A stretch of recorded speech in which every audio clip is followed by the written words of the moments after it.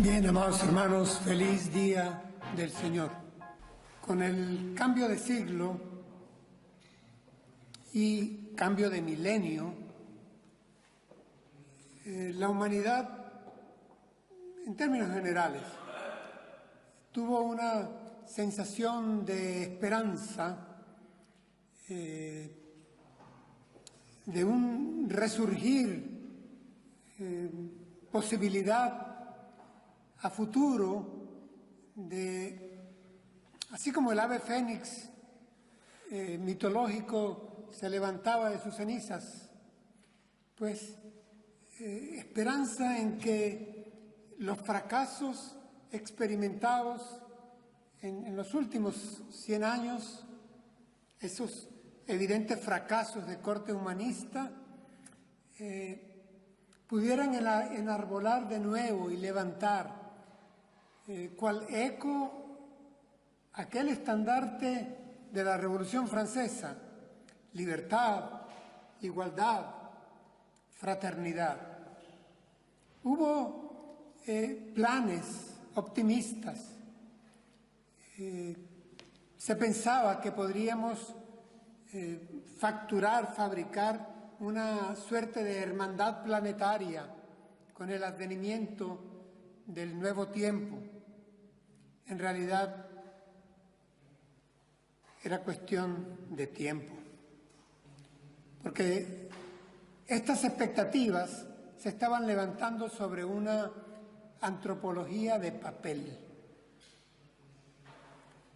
Se nos pidió y se esperaba, y todavía se sigue exigiendo, que borremos perfiles definitorios, que busquemos coincidencias, que abandonemos todo tipo de competencia, que eliminemos los absolutos,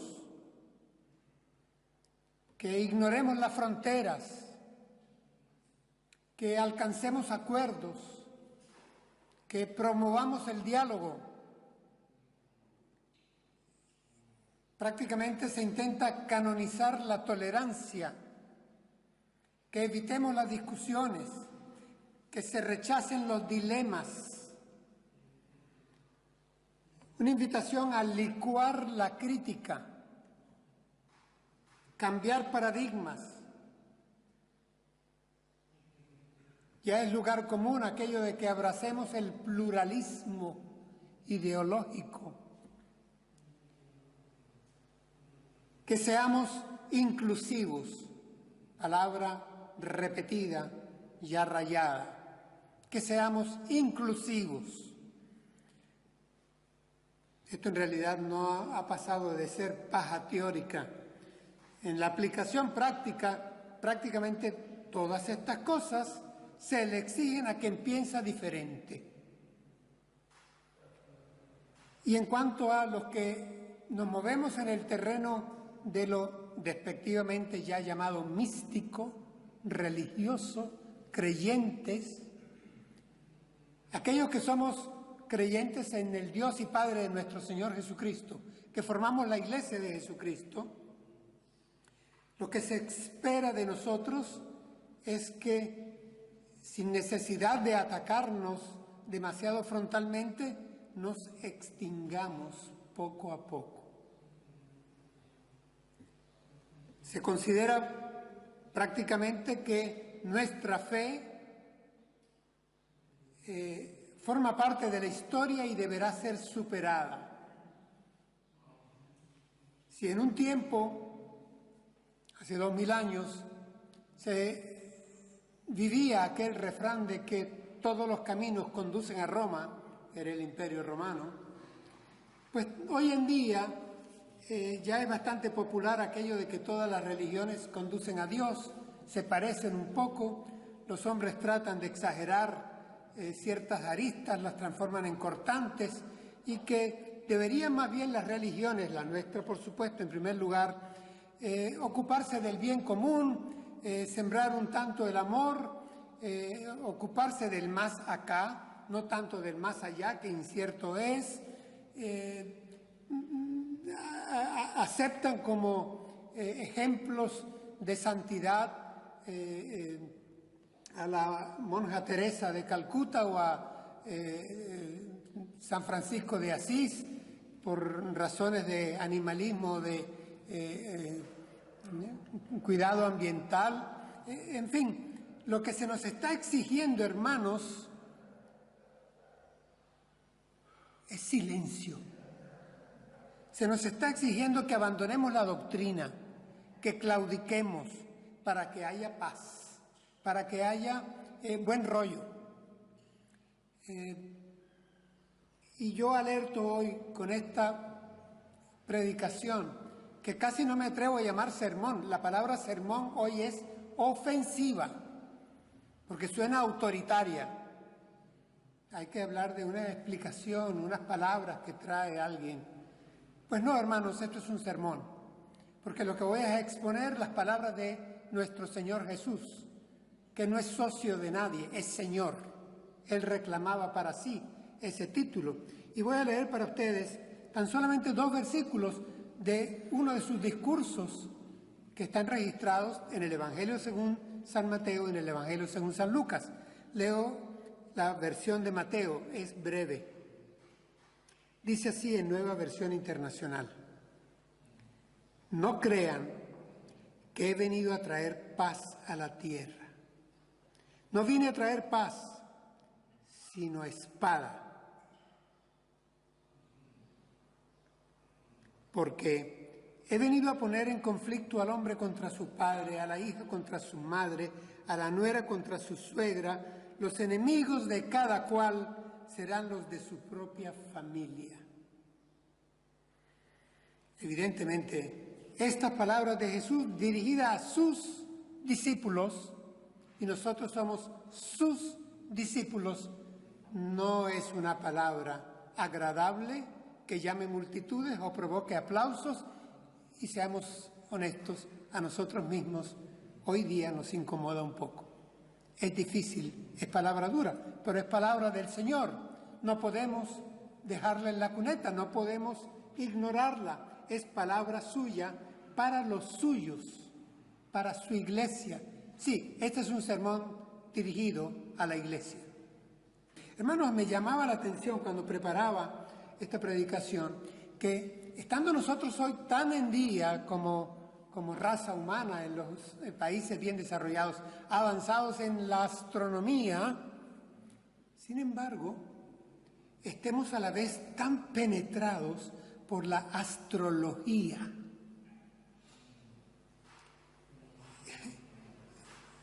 Hay un movimiento que es universal ya, es el llamado movimiento New Age, en inglés.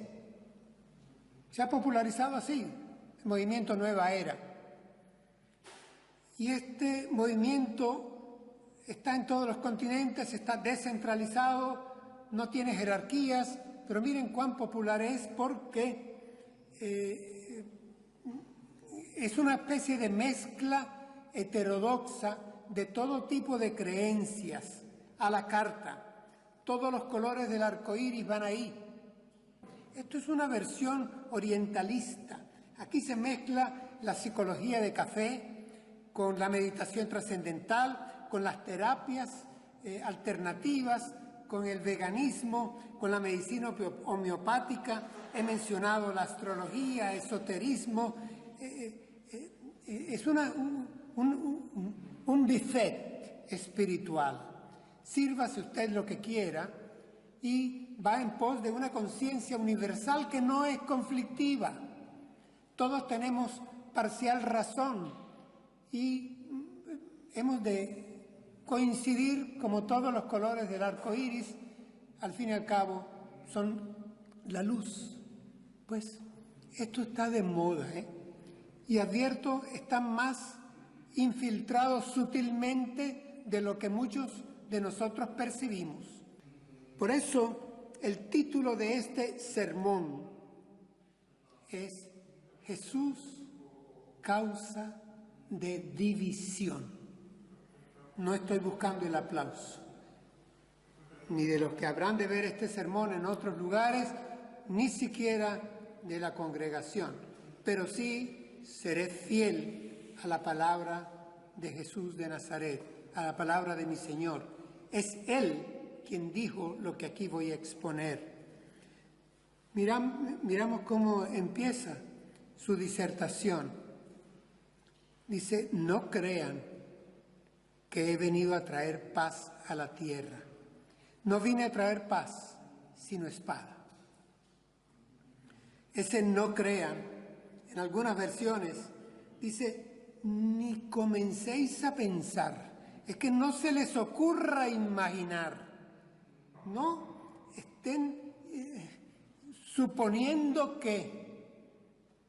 Es esto lo que está diciendo el Señor. No lo acepto ni como posibilidad remota, como plan C. No crean porque yo no he venido a traer paz a la tierra. No he venido a traer paz a la tierra. Y, insisto, hermanos, cuando meditaba en este breve texto, me vino la Navidad. Paz en la tierra. Pero es que también me vino aquel pasaje de Isaías, aquel pasaje mesiánico. Lo leo para ustedes. Nos ha nacido un niño, se nos ha concedido un hijo. La soberanía reposará sobre sus hombros y se le darán estos nombres: Consejero admirable, Dios fuerte, Padre eterno, Príncipe de paz. Y me vino también el recuerdo de carta de Pablo a los Efesios cuando afirma que Él es nuestra paz. Y mi pregunta es, ¿por qué el Señor es tan enfático, tan tajante, que no admite que ni siquiera contemplemos la remota posibilidad de que Él ha venido a traer paz a la tierra? Porque, hermanos, la palabra paz aquí en griego es eirene. Y esta palabra paz, cuando la cita Pablo, se está refiriendo a paz con Dios, al ministerio de la reconciliación. Es algo soteriológico, que ya dejemos de ser enemigos de Dios, que se acabe la rebelión, la transgresión de nuestra parte y se establezca paz con Dios. Paz con Dios. Eso debería redundar en paz con nuestros hermanos, fruto del Espíritu Santo. Pero eirene era también el término que usaban los romanos. Donde llegaba Roma, llegaba eirene. Donde llegaba Roma, el imperio romano, se acababa la barbarie y llegaba la paz romana, la pax romana. Esa paz que significa, y fui al diccionario, descanso, prosperidad, quietud, armonía, respeto. Es un sentido social, es un sentido familiar, es un sentido vecinal, es un sentido relacional. Es la paz entre los hombres, entre los más cercanos, porque con los lejanos es fácil mantenernos en paz. Así que, al ver la declaración del Señor, cómo empieza, dice, no crean que he venido a traer paz social a la tierra. No he venido a traer eirene a la tierra. Cuando vemos unos versículos anteriores, y lo que continúa luego también este mismo texto, lo que encontramos es que el Señor Jesús tiene que advertirle con fuerza a la multitud que está oyéndole que Él ha venido a la tierra a amarrar a Belcebú, a amarrar al que es jefe de la casa ahora. El apóstol Juan, con su dulzura, su ancianidad, escribe en aquella carta una advertencia que dice lo mismo. Somos hijos de Dios, pero el mundo entero está bajo el poder del maligno. El maligno es Satanás, el maligno es la serpiente antigua, el maligno es Belcebú, el maligno es el diablo. Vamos, el mundo entero está bajo el poder del maligno. No podemos estar cómodos. Por eso en el Padre Nuestro nosotros le pedimos a Dios de rodillas, líbranos del maligno. Y Jesús dice, yo vine a amarrar a ese jefe de casa para poderle saquear su control sobre la casa. Lo he venido a amarrar, a limitar. Y eso es confrontación, hermanos. Eso no se hace por las buenas, ¿eh? Cuando el Señor Jesús envió a aquellos 70, ¿recuerdan? 70 discípulos, representativos de la numerología judía, pero envió a sus discípulos. Ellos volvieron contentos y dijeron, Señor, venimos contentos. Hasta los demonios de maldad se nos sujetan en tu nombre. Y el Señor les respondió también lleno de gozo, dice la Escritura, yo veía a Satanás caer, ser derribado como un rayo, como un relámpago. Lo veía caer de su trono, de su poder. Eso es confrontación, hermanos, eso es conflicto, eso es enfrentamiento, porque no hay comunión entre luz y tinieblas.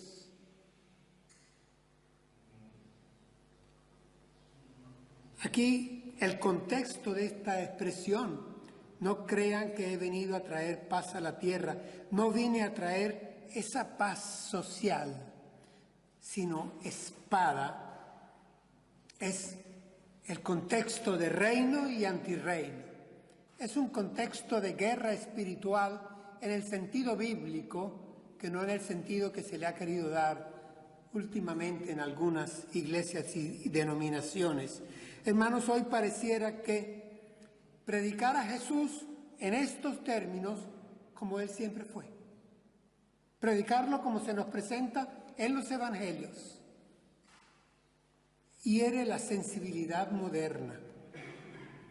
No es lo que agrada a la imagen mental que otros se han forjado de Jesús. De un Jesús a quien identifican en términos de identidad, totalmente idéntico, casi sinónimo, y pudiéramos sustituirlo por amor, casi vamos al slogan hippie, paz y amor, evangélica. Con un Jesús que es un dócil maestro domesticable, un huésped cómodo, todo bendición, un plan maravilloso.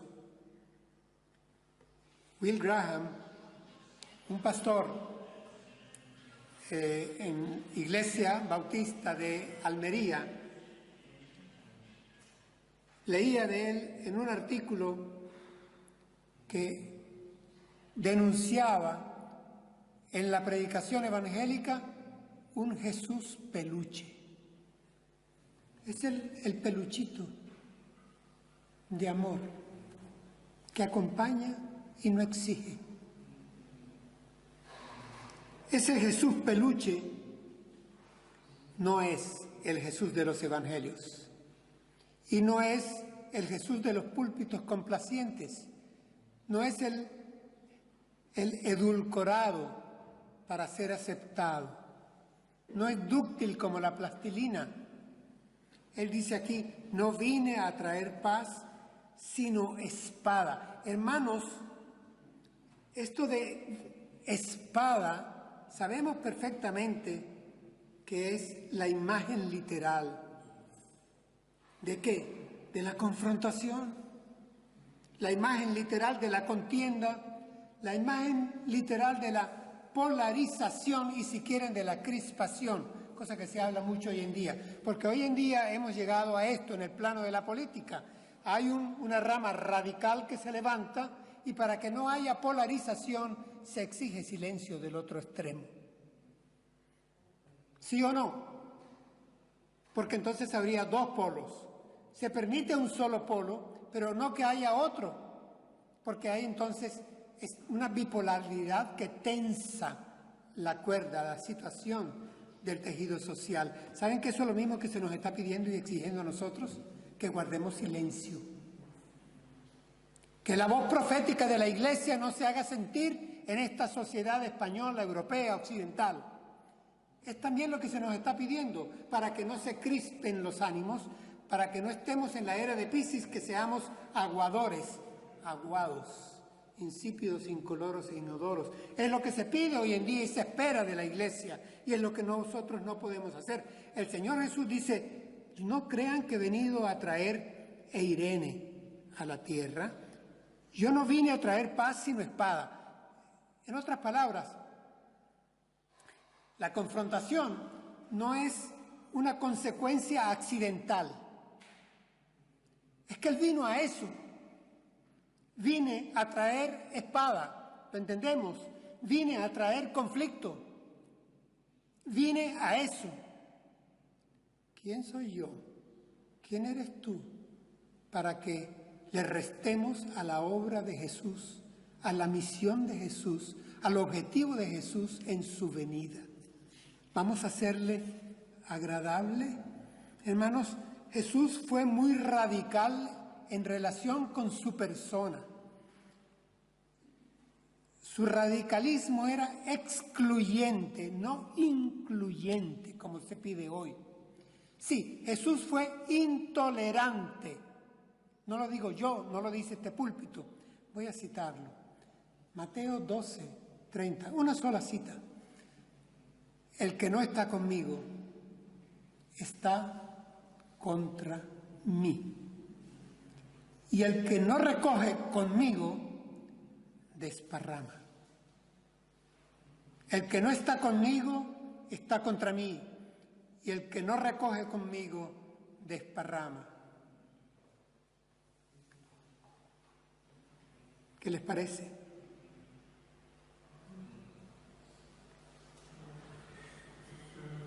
Él vino a traer división, disensión, dice Reina Valera, distancia, diferencia, discordia. Lo contrario lo podríamos lograr armonía,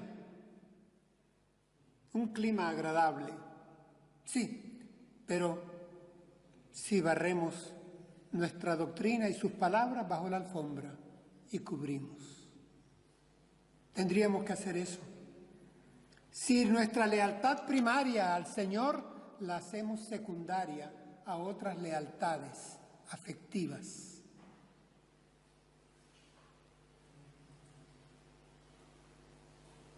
Este texto que estamos estudiando viene precedido de una advertencia del Señor. El que me confiesa delante de los hombres, el que me confiesa que es delante de los hombres, públicamente, no en el templo o en tu habitación. Vamos, el que me confiesa delante de los hombres, yo le confesaré delante de mi Padre que está en los cielos. Y el que no me confiesa delante de los hombres, yo le negaré delante de mi Padre que está en los cielos. Porque, hermanos, hemos llegado a un extremo cuando enfrentamos a Jesús. Para Jesús, el silencio es negación.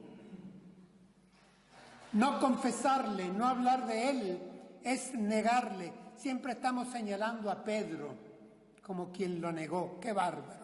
¿Cómo se atrevió a negarle? Pues cuando callamos por conveniencia de guardar armonía, estamos negando al Señor.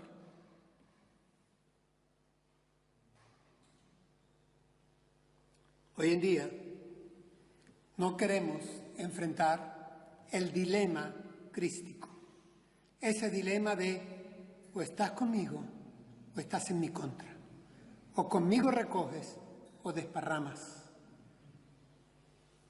Aceptamos ya verdades parciales, puntos de vista. Estamos aceptando, hermanos, en nuestros círculos cercanos, equidistancias, múltiples alternativas. A veces, inclusive, nuestro silencio permite pensar que Cristo es uno más, es una opción válida frente a otras válidas también. Entre muchos maestros Y no es eso lo que encuentro, ni lo que nosotros encontramos en su palabra, en su presencia, en su mensaje, que es el mismo. Él decía, puerta estrecha, camino angosto. Se nos recuerda en la Escritura que bajo el cielo no ha sido dado a los hombres otro nombre, uno más, en el cual podamos ser salvos. Es el único Salvador. En ningún otro hay salvación. Esto ha sido la historia de la Iglesia, no es novedad, ni debe ser novedad hoy, pero hoy está siendo sutilmente minado. Nuestros reformadores, hermanos de fe, hace 500 años, lo sostuvieron muy en alto y hablaban de la sola fe, de la sola Escritura, de la sola gracia, del solo Cristo y de la sola gloria a Dios. Llama la atención Escritura, Cristo, fe, gracia, gloria a Dios. Que nos llame la atención el común denominador, solo. Y solo es excluyente. Es solo Cristo, es solo la gracia, es solo la fe. Es solo la Escritura. La gloria solo a Dios. Solo. Martín Lutero. Le voy a dar una cita corta. Es mejor ser divididos por la verdad que ser unidos por el error. La cito de nuevo, la repito. Es mejor ser divididos por la verdad que ser unidos por el error. Hermanos, no crean, dice el Señor, que he venido a traer paz e Irene a la tierra. No vine a traer paz, sino espada. Y explica al extremo lo que puede suceder. Dice, porque he venido a poner en conflicto al hombre contra su padre, a la hija contra su madre, a la nuera contra su suegra. Los enemigos de cada cual serán los de su propia familia. Esto causa dolor. Te duele a ti y a mí también. Y nos duele a todos. Porque, como me decía un anciano esta mañana en nuestra otra congregación, esta es una realidad muy grande, del tamaño de una catedral. Y esto duele. Duele porque nos pasa.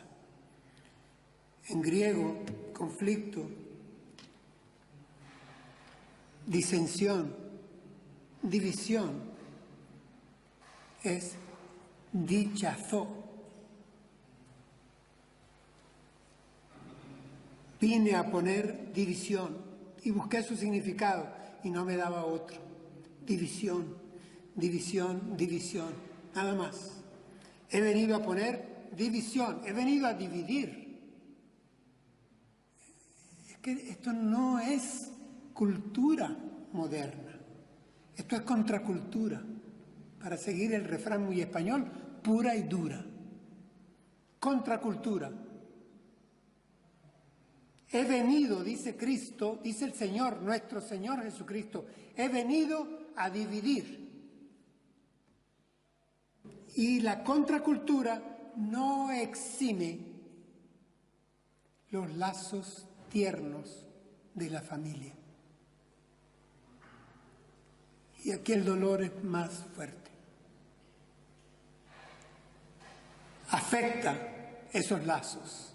Los lazos cercanos son los que afectan más. Como les decía, estar en paz con alguien que vive en otro meridiano, en otra latitud, fácil es. Armonizar, fácil es, si hay distancia, pero cuando hay cercanía, cuando hay afecto, cuando se quiere, estos lazos que son naturales, que son queridos, pueden resultar afectados. ¿Por qué? ¿Por qué? Hermanos, porque nuestro comportamiento, nuestra conversación, nuestro juicio, nuestra agenda, nuestras prioridades, nuestro tiempo, nuestro talento, nuestro dinero, nuestra opinión, nuestro verbo, no puede ser puerta ancha, a menos que renunciemos a ser discípulos del Señor que nos dijo, entrad por mí, yo soy la puerta. Pero define que es puerta angosta. Nosotros no podemos tener puerta ancha, inclusivos, como se nos pide hoy en día, aunque nos duela. Ojalá lográramos el aplauso, ojalá lográramos la coincidencia, ojalá lográramos el vibrar, el mismo sentir, la misma fe. Ese es nuestro llanto interno, esto es nuestra plegaria de todos los días. Señor, dispensa tu gracia, Señor, con tu misericordia llega. Señor, que tu Espíritu Santo remueva. Señor, por nuestros cercanos, aquí mencionados por Jesús. El pasaje paralelo de Lucas, no lo quise tomar, hermano. Y no lo quise tocar porque es todavía más fuerte que este. En el pasaje paralelo el Señor dice, he venido a arrojar fuego a la tierra. Y como quisiera que ya estuviera ardiendo. Pero queremos ser bomberos. Se nos pide que funcionemos como el aguador de la nueva era, del New Age, que todo lo tolera, que todo lo permite. Si hay conflicto, enfrentamiento, confrontación, que no sea por nuestra torpeza, que no sea porque en nosotros hay falta de mansedumbre, que no sea porque en nosotros escasea la paciencia, que no sea porque en nosotros hay falta de amor, que no sea porque en nosotros no hay compasión, no hay dominio propio, y tampoco, hermanos, que sea, cuidado, porque ostentamos una santidad repelente. El Señor Jesús nunca la tuvo. Miren que estuvo rodeados de pecadores. Era una de las acusaciones que contra él tenían los fariseos. Con los pecadores come, con ellos camina. Su santidad no era repelente, era atrayente. Y les mostraba amor, compasión, pero les predicaba el mensaje completo. Y les exigía el costo del discipulado. En el llamado Sermón de la Montaña, el Señor llama bienaventurados a sus discípulos, a nosotros. Bienaventurados, dichosos, felices ustedes cuando, dice, bienaventurados serán ustedes cuando, atención, por mi causa, dice Jesús, los insulten y persigan y mientan y digan contra ustedes toda clase de mal. Así que no es por nuestra causa, nuestras torpezas, nuestras carencias, nuestras pretensiones, no. Cuando haya división, que sea por su causa. Y noten que el Señor dice en este Mateo 5:11, bienaventurados serán ustedes cuando por mi causa otros los insulten, los persigan y mientan y digan contra ustedes toda clase de mal, los difamen. Serán ellos, los otros, los que nos atacarán, nos marginarán, nos difamarán, nos segregarán, pero por su causa. Hermanos, confesar a Jesús de Nazaret como nuestro Señor y Salvador único en público genera reacción. Siempre genera reacción. Y esto es parte del costo del discipulado. No lo podemos evitar. El camino es duro, provoca dolor, pero hay que ser fieles a toda costa, porque vale la pena. Oremos al Señor.